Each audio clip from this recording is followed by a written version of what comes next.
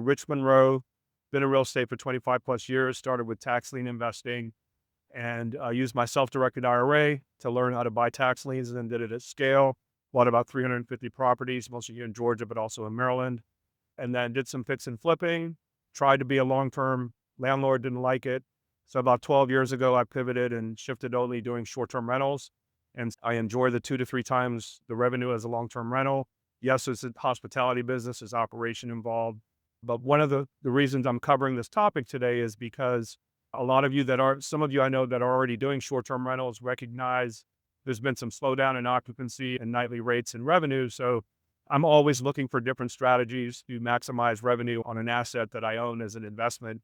And so I've done some deep dives on the co-living model. There's actually a friend of mine that's selling a business in Cobb County that's a residential assisted living business. My wife's also been participating in some of the management of that. So I'm very knowledgeable of what the ins and outs of that are.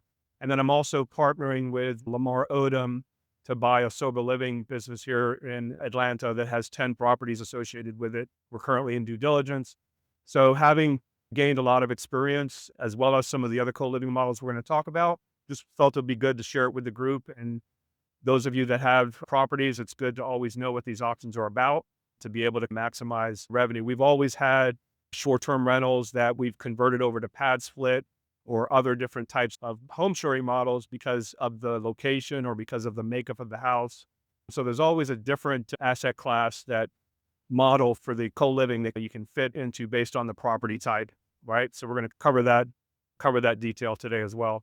So what we're going to cover today, the benefits of master leasing your property to a co-living operator, just so you have that as an option. So you understand how to vet those types of operators. You understand what, if any, licensing requirements are depending on the model. And also just understanding what the revenue potential and cash flow are. A lot of these opportunities are generating enough cash flow where these operators are okay paying a premium for the rent, as well as doing revenue share and other kind of creative opportunities. Also going to cover kind of what's involved with the startup costs as far as the operational consideration and what's involved there. And then how do you find referral sources and qualified operators? If in any of these models you're interested in, to be able to source for these types of opportunities. And then also the last thing, my least favorite topic is what are the pitfalls? What are the legal considerations? What are the regulatory requirements? We all know about the pad split challenges with code enforcement and the short-term rental ordinances. And so co-living has a similar, surprisingly similar issues, right? We're going to talk about that as well. And so why this matters to you, and like I've talked about, the rents, and you're typically looking at 2 to 3 times the revenue that you are on a long-term rental. And a lot of times it's less of a load on the landlord, right? So when we do a short-term rental master lease, I want to be able to handle all of the maintenance and all of the lower level stuff rather than relying on the landlord. If the HVAC is not working and they check in on a Saturday, I can't tell them that they're going to be there next Tuesday because they might be checking out on Monday. So I'd rather take it on with all those lower level maintenance. It's the same thing with most of these models as well.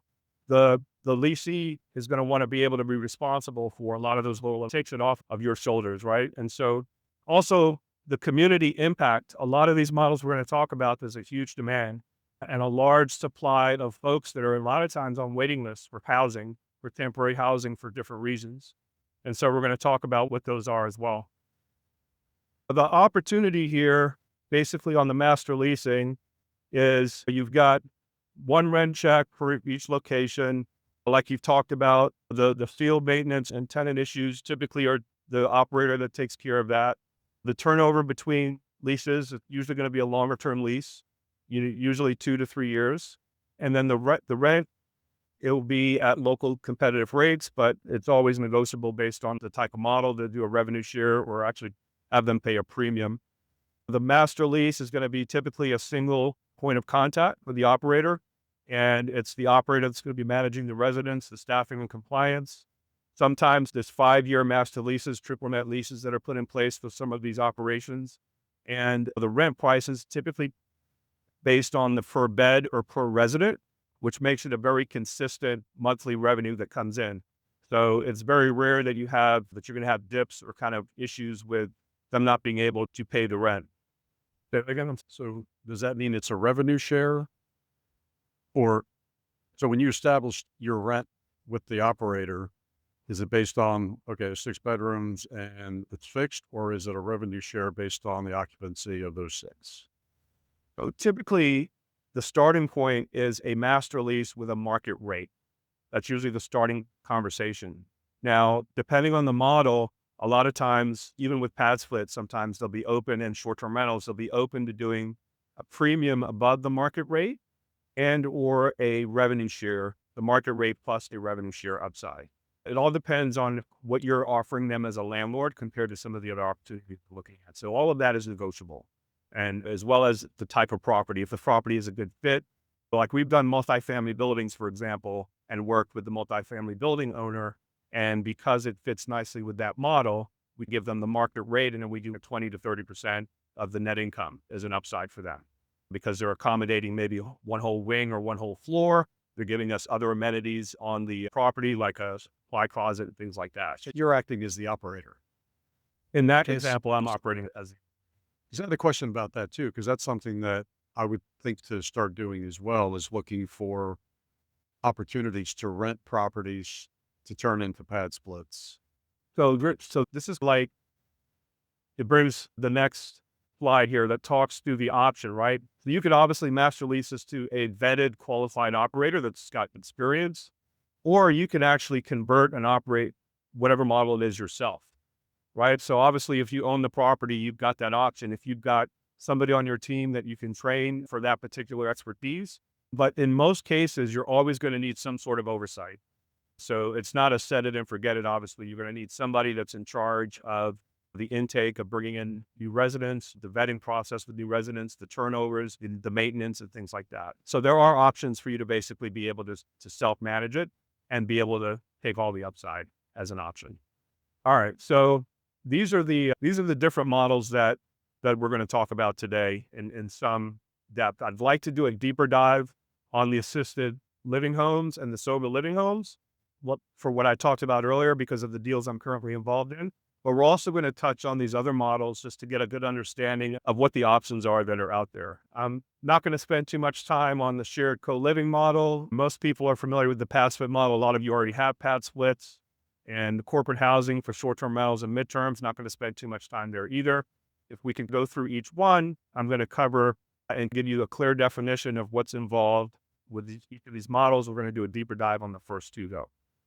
All right. Just as a brief description, and then I'll give in more detail. Obviously, assisted living homes are residential assisted living, which means that these are residential homes that instead of doing these larger facilities that we're all accustomed to with folks that get elderly that need the daily assistance, these aren't medical facilities. These are places where people need help with meals. They need help with taking their medicine every day. They need help, in some cases, going to and from the bathroom, just personal grooming things. So these residential assisted living homes are typically for folks. Unfortunately, if you have an elderly parent like I do, at some point they fall and they're at home alone. So that's usually the starting point of the conversation. We need to find a solution. So these residential assisted living houses are usually 4 to 5 to 6 ranch style house, 5 to 6 bedroom ranch style homes for the obvious reason. So that's easy to get around. They usually have a 24/7 caregiver there that's not a medical person. It's really just someone there to take care of the meals, making sure that they get to and from the doctors. Any type of medical stuff gets outsourced. They either come in or they get taken to the doctor. These work well in some of the higher income to affluent neighborhoods and areas because the families want their loved one to stay close to where they already live. So the family can still visit on the weekends. They can still come and pick them up and go to church or go to different family outings. And so over the last probably 7 to 8 years, it's been a much better option for folks than these larger facilities that have 40, 50 beds. You just become a number. And yes, Ian, let's pass the mic over. Hi, Rich, long-time listener, first-time caller. How do you find the occupants? How do you let those other families in the neighborhood know, hey, mom can now live here? How do they find you? How do they find the occupants? So this example in Cobb County, she has 2 houses. One's in Marietta, one's in Ackworth. And she's got close relationships with the local hospitals, Kennestone Hospital. There are actually placement agencies, like a Place for Mom, for example, that specialize in helping families find solutions. And so you have relationships with these placement agencies. They usually take a fee to place somebody with you, usually anywhere from 5 to 10,000, or usually similar to how you do a rental as a broker, they get the first month's rent, right? So once you dig into this model, you're able to get these relationships with some of those local groups. And it's usually the one in Cobb County, these two houses, they've been doing it for 7 years. It usually takes about 2 to 3 weeks to fill an empty room, right? And that takes me kind of to the next slide. So there's different levels of care, right? From what I've talked about, you have people that are just recently, they just need some extra help, all the way to they're in hospice care, right? So depending on the level of care is how much each resident has to pay. So the 4,500 to 7,000 per month is usually what the rate is for this type of a residential assisted living model. And so obviously the 7,000 number is if you are closer to hospice and you've got more serious attention, where there might need to be breathing machines and oxygen and things like that, or if they just recently fell down and you just need that extra help, it might be at the lower end of that spectrum. So the annual, so the monthly rental revenue on this type of an opportunity typically is going to run in that 25 to 30,000 on a 5-bedroom house, right? Depending on the size of the house, you could potentially have 2 residents in one room. So as long as your square footage is each resident takes up 80 to 90 square feet, you can put 2 residents in a master bedroom suite, and each resident would pay their rate. One other key thing to talk about on the types of clientele, you can obviously do this with Medicaid or state-funded options. What I'm describing here, if you do it in the right areas, is all private pay. There might be a little bit of insurance, right? So these are typically funded by either the that's staying there or the family. So they may end up having to sell their home now that they're going to be moving into the residential assisted living. So they'll pull from that equity and be able to afford up to 5 to 7,000 per month. The average stay could be anywhere from 8 months to a couple years. It just depends. There are some younger residents that may have dementia or some other ailments that they might still be in their 40s or 50s, but they'll have the ability to live and be able to be by themselves. So most of them are much older, but you do have a little bit of that, and those are more consistent long-term residents as well. So let's talk about the requirements for licensing. So you do have to be a personal care home licensed in the state of Georgia to be able to do this. And so one of the benefits of looking at this model is you could actually buy an existing up and running business that's already been licensed. It could take as much of 8 to 10 months to get fully licensed as a personal care home in the state of Georgia. And so during that 8 months, you're either doing a different model, maybe you're doing short-term rentals, or you're doing long-term rentals, but you do have to have the home set up at a certain period to be inspected to get approval for the licensing. So that process does take some upfront investment and some time in the beginning.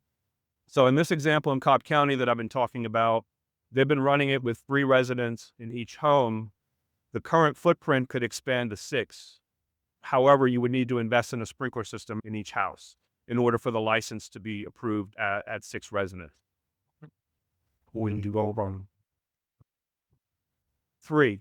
So in the state of Georgia, you can go up to 3 residents without a sprinkler system. Once you go above that, you have to invest in a sprinkler system, which usually not 25 to 35,000 per property. In this example, if someone were to do that with these 2 4-bedroom houses, all of a sudden they go from 6 residents to 12. So they double their revenue without doing any other additional construction. Correct. For example, one of the 4-bedroom houses has a large master bedroom that a caregiver is occupying. You could put 2 residents there. And then there's another bedroom that has enough square footage to put 2 residents. You know why most people not sharing rooms? No. They pay a little bit less, but not much.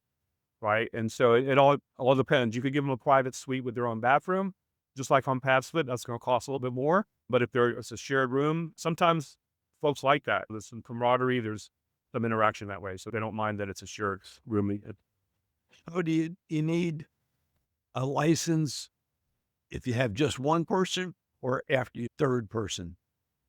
You need it to be able to do it from the very beginning. You cannot bring on a new resident until you're fully licensed. Okay. So you have to think about that 8 months to 10-month window that it may take and what you want to do with that property in the meantime. So you'd have to sit in there empty, not generating revenue. Now, the obvious things with these types of properties, you do want to be able to get a wheelchair in and out easily. So you don't have, if you do have a few steps, even on a ranch style house in the front, you're going to have to do a ramp, make sure that it's wheelchair accessible. You don't necessarily have to be ADA compliant, but you do obviously want to do things like the bars in the bathroom, and you want to have larger, you can handle if you're doing a remodel, larger doorways. Not mandatory, but it helps obviously with this particular model. All right. So any more questions on the residential assisted living before I move on to the next one? So if someone gets sick, be responsible for finding the caregiver to live in the house, to provide the medical services when someone needs it. Absolutely. So that's a great question. So the actual function of oversight, if you want to do this as an owner operator, the caregiver gets paid typically 20 to 25 per hour, right? So there's that expense. There's a need for every patient that comes in, a new resident that comes in, you have to do intake. And so you've got to do like a health exam and blood pressure, just kind of basic stuff. So you can outsource that to an RN. You don't have to have that person that does that. You need to be able to have someone that's going to replenish supplies for groceries based on the state licensing requirements. There's certain criteria that you have to adhere to regarding the types of meals and what you're actually providing. You can't just really just do a mosh pit of whatever. It's got to be a very structured environment. Those meals have to be supported for, and obviously all the toiletries and consumable items. So there's a requirement to have somebody do that. You're going to need to have someone that's responsible for doing the property tours and being able to show this to different people that are coming in to look at this as an option. And then obviously to do the agreements with them when they sign up to stay there, and the bookkeeping to collect the money. So there is, you could have a designated person, especially if you have multiple properties doing this. That's all they do. And that monthly expense might be anywhere from 25 to 3,500 as just a supervisor level person. They would also handle any staffing or replacement for the caregivers. So any turnover there, they would be responsible to interview and of course manage the schedules and stuff with that process as well. Did that answer it for you? Okay, perfect. So personal care homes versus this, is it the same, similar? Personal care homes are by definition the same thing that we just talked about. So sometimes they refer to them as residential assisted living. Sometimes it's referred to as personal care homes. I will mention one other thing. There is one of the larger educators in that space is RAL Academy. They're based in Scottsdale, Arizona, and they do a lot of training from A to Z, like what kind of property you should buy, how do you buy it, what do you retrofit, all the things I've just talked about. They give you a full training on that. And so they also do, I think, twice a year, a 3 or 4 day workshop in Scottsdale, but it's called RAL Academy, and they give you the full training on what's involved there. What about a model like you talked about before where you have the house, you get it set up. Okay, fine. I'll put the sprinklers in. I'll do the 36-inch doors and the RAM, but I don't want to operate this, but I want to rent it for more than market. I mean, so it's, you find the operator essentially, like you were talking about when you're first. Yeah, so I do, having gone through this with helping my friend try to sell her business in Cobb County, I do have a network of folks that are wanting to get into this space that are already going to the RAL Academy. They're already learning the business, as well as some experienced people that are expanding. And so just like the short-term rental model, a lot of people do rental arbitrage or master leasing in that space. A lot of people prefer to step into an opportunity where they're doing a lease instead of owning the property. There's certainly opportunities that we could discuss, especially if you let me know the location where you're thinking about, and we can seek out some potential operators for it as well. What would you be thinking on the revenue share? I do a master lease right now. Well, not through this silly area rate.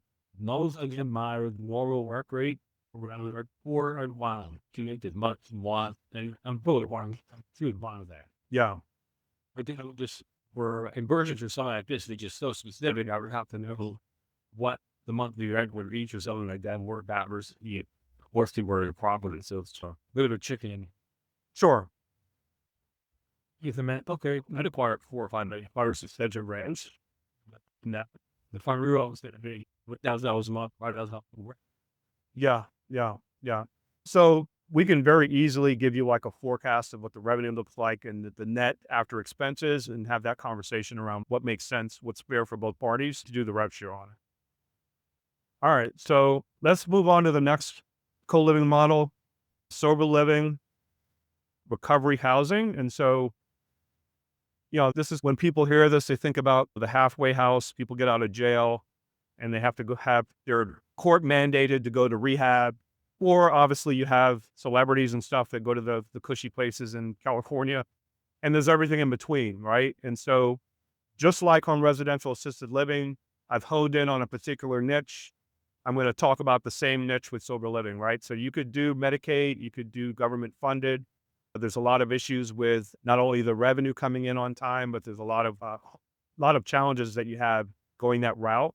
So just like on residential assisted living, with the sober living model, I'm talking about private pay customers or individuals that are typically white collar or medium income that are paying for their stay or their membership there versus it being government funded. Okay. Just to back up a minute on residential assisted living, because I didn't really touch on it. If you have operators that specialize in Medicaid with residential assisted living, it's a lot more complicated. There's a lot more government requirements, and it's a lot more problematic than private pay. So same thing with sober living. It's better to focus on that niche. So the property has to be in the right area. The property has to be a good fit, amenities and things like that. Now, so what are we talking about with sober living? So there are 3 different levels of types of housing for this particular model. Level 1 is a peer-run, resident-managed, referred to as the Oxford House model. And it's like a frat house, and everyone's accountable for their own. And so they all split the rent. They all chip in to pay the monthly rent, and there's no oversight. Okay, that's level 1. Level 2 is where there's actual peer accountability. There's a house manager that resides at the property. These are typically going to be better at 4 and up bedroom count, so 4 to 8 bedrooms. You have one of those bedrooms that the house manager resides in, and it's more of a disciplined structure. Now, folks that enter at this level are typically already clean for 6 to 8 months, and they just need this as a stepping stone before they go back to their families or before they go back to their homes. They actually, they desire to have the camaraderie. They don't want to be sitting in an empty house and be faced with the challenge for substance abuse. So this creates an environment for them on purpose. They want to put 2 twin beds in each room. And then there are random drug testing once a week. And so there's actually an interviewing process for folks that come into these homes. And so we want to check and make sure that they're serious about being disciplined, and because we don't have one person that just disrupts the house and starts doing cocaine on the coffee table and doing wild parties, right? So it's got to be very crystal clear on what the regulations and the rules are. They each have chores that they have to adhere to that the house manager follows up on. Level 3 for sober living housing is basically more structured programming with trained medical counseling on site. And usually at that level is when they first, maybe they had an OD where they right out of the hospital, they go straight to that kind of environment. A lot more structured with all the medical requirements there. So the home that I'm talking about is just a house manager on site. Similar to like we talked about with residential assisted living, you may need a supervisor type person to oversee and be able to handle that, because the house manager basically the deal with him or her is we're going to give them an opportunity to have a discount in the rent, or they might get free rent as a result of that. So so those are the different levels. Now, what about the licensing requirements, right? So in the state of Georgia, there are no current licensing requirements for sober living homes. Okay. There's a National Association of Recovery Residences that is an oversight. And there's also a local state level called GARR, G-A-R-R. And so it stands for Georgia Association of Recovery Residences. So in this model, you can actually, as an operator, get certified through the statewide organization. And you can also source a lot of potential referrals, and a lot of the groups that are doing referrals for this want to know that you're certified. So it's not a licensing requirement, but it is a certification. It also includes an inspection of the property. And so you do have to go through that process. If you're going to obviously run this as a business, you might as well do that. It's not mandatory, but it also gives you a lot of the standard practices that you can fold into instead of trying to reinvent the wheel. So the local rules now, very similar to, well, not as similar to paths for the short-term rentals. These types of homes are a protected class. So there's federal and state precedents that it's discriminatory for a local jurisdiction to prevent this type of housing model. Now, that doesn't stop, like College Park, for example, is suing one of my business partners for trying to do this in College Park. And he probably will win, but he has to fight it. So it doesn't mean that there's certain cities and counties that you might still encounter a problem. But the reality is there's proven precedent that this is a protected class and they're not allowed to prevent you from doing that. So there are certain markets in certain cities in Georgia that have already had those battles, and they have very reasonable requirements where you just get a business license and you get an inspection in the beginning and you're off to the races. So like any other type of model, it's good to understand what the regulatory environment is like and where that property is located before you invest too much time and energy into it as a starting point. But zone would you serve that? If they said, look, this is zone and that there's maximum occupancy in this zone for this many people per room, you can't worry about flat. And that's that works. So that's a good question. So the similar structure that they do pad split, where it's a membership, is the same way that they do sober living. So when somebody comes in, they're not a tenant-landlord relationship. It's a membership into that home. So that's one of the ways that it circumvents the minimum. But it's a much stronger flag away because it is a protected class. Now, because it's not in black and white, it's open to interpretation. That's why you have these issues roll up with lawsuits and your attorney has to fight that battle, unfortunately. So it's not crystal clear. I want to say pants for the called members. I don't think the members have successfully been able to see any code enforcement issues with that order. I have not seen it. You're asking why I'm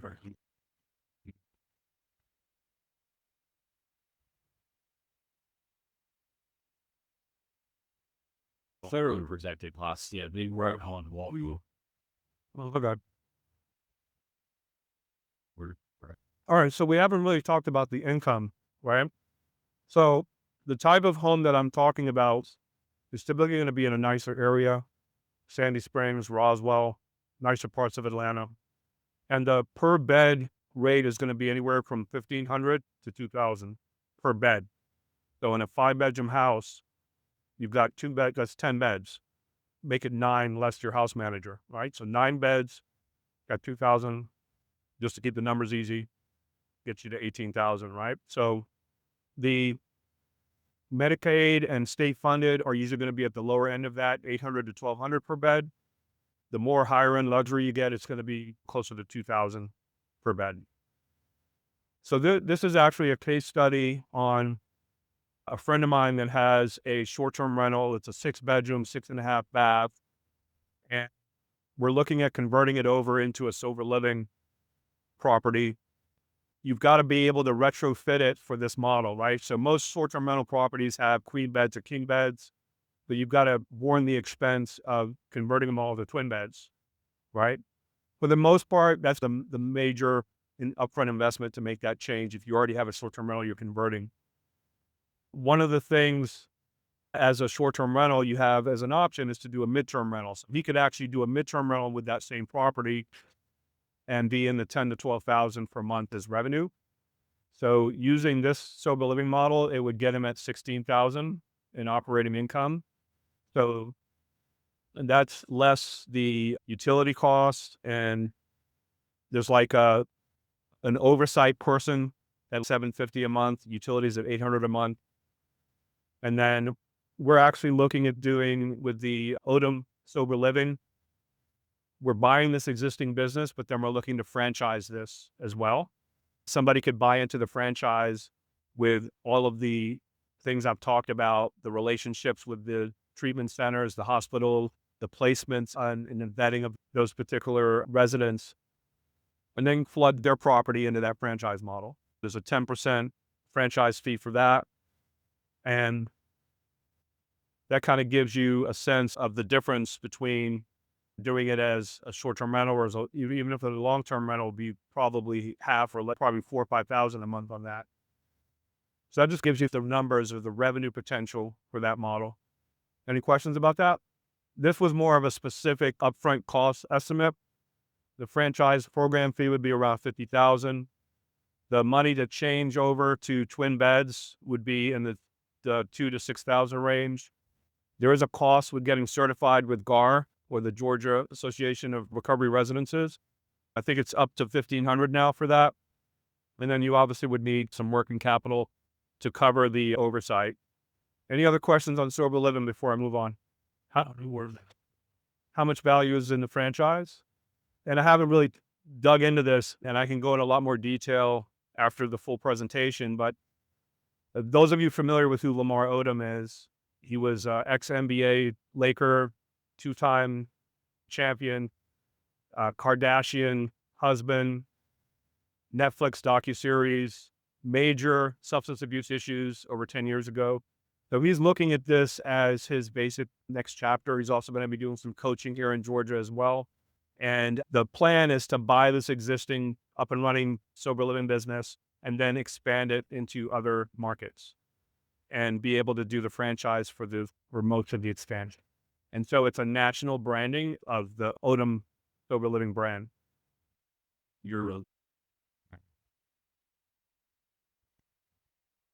Just roll your own. Look at your options, right? If you were to do this on your own, the certification process, the investing in getting those relationships in place, just like from the residential assisted living, there's a ramp up period. So you gain the lack of having to spend time on that. And you could plug in, play like immediately and be up and running. Okay, but that's a one-time 6 to 8 month stays versus a lifetime 10% payoff. So, well, man, for this is huge. I do pro bono with probably 40 charitable groups a month, and we meet together in a group, and there's huge demand for this. I don't think identifying the groups and finding sourcing and applicants, that doesn't strike me as a huge lift. It's dedicated time and nurturing those relationships. I'm looking at it, and I wonder because this isn't the first time I've heard of these franchise model, and I keep thinking, how much value are they actually bringing to, or are we just hitting you over the fear? No, that's a fair question. Our plan with this is to be able to have you as an operator not have to worry about sourcing and supply for the relationships that we're going to have already in place with a lot of it. So in other words, the way we are approaching this is we're going to areas where we know there's a huge demand. That we're already ahead of time understanding where that demand need is. And then we are plugging the franchisees into those local areas that have that demand. And so the value over time is not only just the ramp up in the startup, but it's the consistency and the steady flow of residents that are going to need to have that as a service. You're speaking about your business that you're setting up. And what I'm really asking is, have you evaluated the pre-existing virtue? You know what you've been with that cost of wood? Yeah, so absolutely. So that's a great question. So we have done the research, and there are a couple of regional players, but there's no national player that's standardized this model. Most of the folks that are doing this are one-off mom and pops, and there's no consistency. And a lot of them are struggling, like I mentioned earlier, with the Medicaid option. They have homes that are sitting empty because they're not able to fill them. And so there's even a demand for people that are already in this business with properties that could benefit from tapping into this. All right. So Your example is so if your example is 11 residents, or let's say it's 10, then occupancy wise, it's really just one room, right? So if your flow of resident under the franchise model is going to help keep that place, you're talking about one room, even that out, right? So that shouldn't be a big, if being a franchise can't deliver that, then yeah, why bother? But you ought to be able to deliver that as opposed to having to keep it sold yourselves. And the time and effort it takes, it seems like that's not unreasonable. piece. I guess one of the questions I have, though, is obviously this is operating income before you get to your asset expense. So what kind of asset costs are you going to have, and therefore carry costs on mortgage and insurance Yep. and everything else? Yep. Where does that flow? Yep. No, you're absolutely right. So as I mentioned earlier, most of these properties are higher end, 800,000 purchase price and higher. And so your debt service is going to be in that 4 to 6,000 per month range. That immediately comes off that gross income, right? But your net numbers are still going to be way better than if you were to just do a long-term rental. So still going to be, even with the additional operational costs and everything like that. All right, so let's talk about the 6 other models just in a little bit of a higher level conversation. So there's a lot of different niches with the co-living model. You got veteran housing. Veteran housing, similar to the sober living housing, there's not really a license requirement. There are some programs that give some guidance and certification that are options. Veterans usually have like a voucher back process that you can tap into, but it's a very similar co-living model that we've talked about where you could put 2 residents in each room, and it's a pretty large supply for that type of a need as well. The next one, group orphanages, homes. So like state child welfare license is required. There is a lot of government programs that fund this, but like the residential assisted living, it's a much longer process. There is a huge demand for this particular model, right? So you've got a lot of kids that are aging out of the system that still need help with just day-to-day life. And 18 to 22, there's a large number of kids that need the next step. So there are nonprofits that we're working with to help retrofit different models. Like we've looked at multifamily buildings as an example. You still need to have that house manager person there, but there's a huge need for that type of housing. That typically is going to run in the same, call it 800 to 1,100 per resident range. You could do a larger property, 4 or 5 bedroom house, or you could do, if you've got multifamily or duplexes in the same area, 2 or 3 bedrooms. But what you're looking at there is a huge waiting list of folks that need placement and still have that oversight before they are able to move on. And the only biggest challenge there is the government funding piece, right? So a lot of times these organizations might have approval and they've got 30 people ready to place, but in order to get them paid for, they have to get that funding approved. It also requires them to hire that person that's going to oversee everything. They have to get certified, and there's a huge delay and backlog with them taking those classes.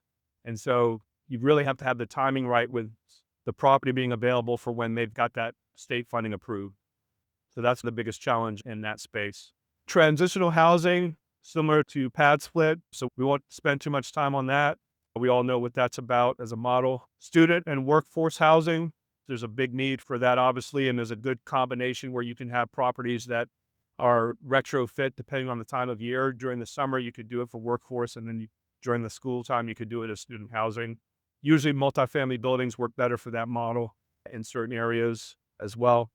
Corporate housing or short-term rentals. Again, we're all very familiar with that. And then there's still other niches within the shared housing or co-living model. There are, even before you get to the residential assisted living model, there are divorcees or folks that are older that want to be able to have roommates, and they prefer to be in a 3 or 4 or 5 bedroom house. So there's a lot of different niches there that you can go after and target. There are a lot of people that are doing pad split type properties without using pad split, right? They're doing their own vetting, they're doing their own advertising, and they've gotten good at that and got a steady, consistent flow of people. And so that's another option to not have to have that additional management or platform fee coming out of the numbers.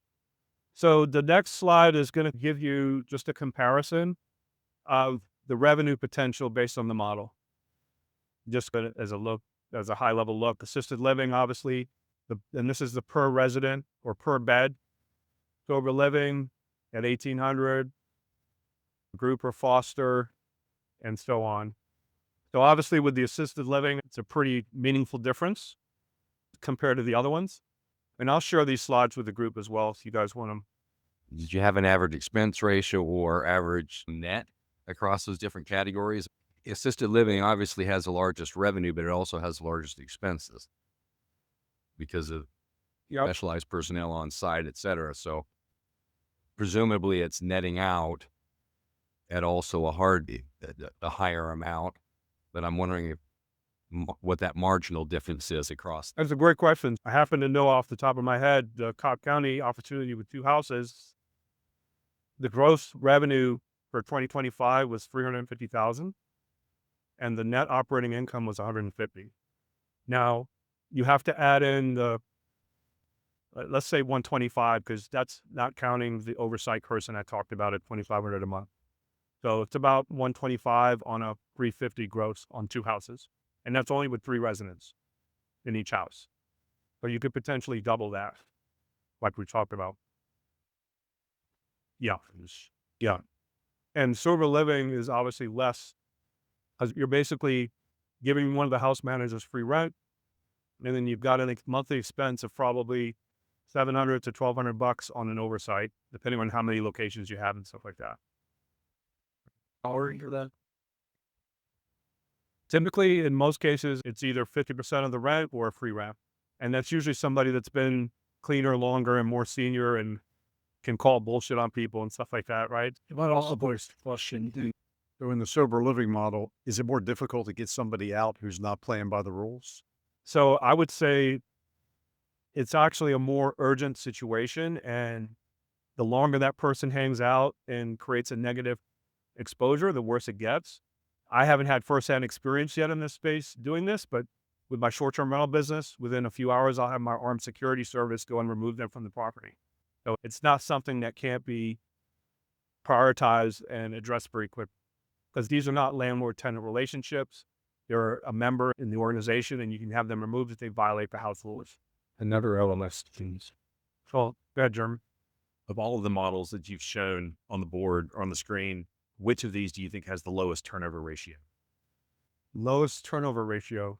Exactly. There is divine providence in assisted living, and Well, sober living as well. I think they all have their own nuances with turnover, but it's because of the constant supply, you can very quickly overcome any empty beds or residents. Like in assisted living, it's a 2 to 3 week turnaround time. Sober living, it's about a week to 2 weeks, because a lot of times you have people already on waiting lists. Part of the sober living model for this business that we're looking to acquire, they actually have master leases on 2 apartment buildings. And so they'll have, because of the huge need, they'll be in the apartment building before we place them in the home. So a lot of times, as people graduate out of the home, we already have somebody penciled in to immediately go in there. So the sober living can be controlled very quickly. Same thing with the orphanage, with the kids that are aging out of the system. There's a list of folks that are just waiting to be placed. So even though when you do have that turnover, it's very quick to get it replenished. Speaking of the foster program, I want to clarify my ears from what you're saying. You're saying they age out. So you're saying you're getting 18-year-olds into this house of yours? Yes. Yeah. So the orphanages that there's some larger ones that I've been working with that have large complexes and large properties that take care of the younger kids, right? And then obviously the intent is to find a family for them. But a lot of times when they don't find a family for them, the kids, they're going to get older and they need to have a different solution than the ones that they have for the rest of the younger kids. And so there's a window of time between 18 and 22 that they still need some assistance before they can go out on their own and learn how to maintain a kitchen and find a job and things like that. So they have a supervisor that works with them, that the intent is to get them ready to be able to go be self-sufficient. And that requires state licensing? Yes. That's what I did privately for almost 20 years. I Mhm. took kids that aged out at 18. I took 4 of my houses and just set it up as barrack style for them and paid for everything myself because the state wouldn't do anything for them. They just threw them out when they were 18. Yeah. So it's a good business. The kids are not problems. You always have a 1%, but they're desperate. It's a good business. Yeah, before 18, it's required. So yeah, you're after 18, you don't have to have the license, but it helps that you're working with groups that are certified that are already have all that certification and licensing included. All right, so this is just at a glance. Requires state licensing, and like we just pointed out, it's for the younger kids. Voluntary certification. So required license, assisted living in orphanage homes, voluntary sober living and veteran housing, and then no special license required for traditional housing, student workforce, corporate housing, or shared housing or co-living.